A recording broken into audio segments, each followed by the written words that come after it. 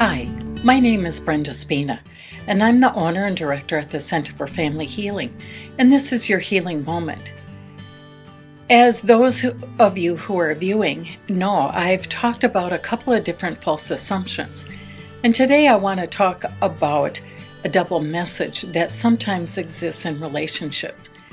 And I've entitled it Rooted in Fear. Here's a line of thinking that lets you know that if you think this way, you're probably, without realizing it, draining the life out of your relationship. And it goes like this. If I am angry, I cannot tell you, for you will withhold from me, retaliate, or leave. However, I'm afraid to be without you. I am a coward. I hate you for making me a coward. In reality, a healthier way and a healthier line of thinking to have goes something like this. You cannot make me a coward or anything else. I need to be able to speak my feelings and find out if things can change.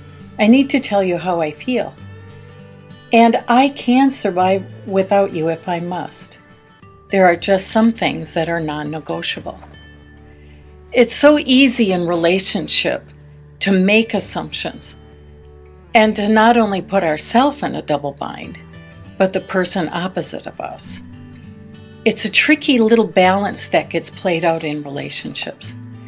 If we're willing to take the focus off of why we're doing something or some line of behavior because of the other person's behavior and focus in on what am I responsible for myself, it makes it so much easier to say, you know what, I have a voice, I can use that voice.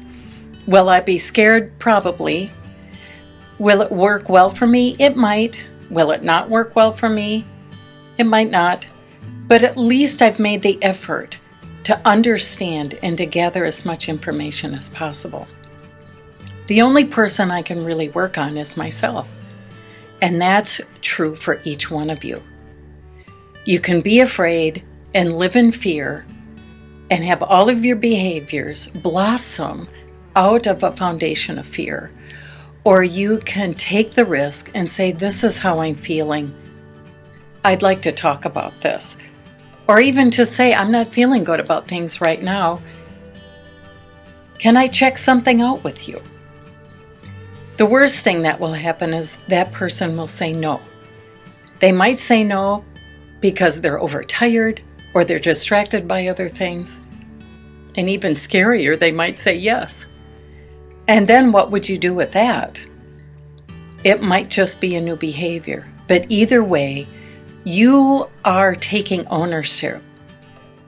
You are taking ownership for who you are, what you're experiencing, and putting it out there to see what can be done, if anything.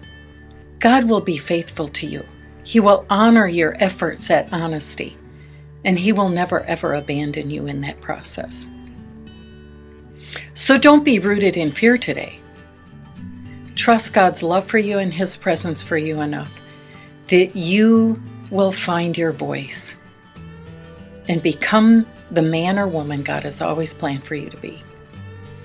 Thank you. This has been your healing moment, and join us again for our next one. Have a good day.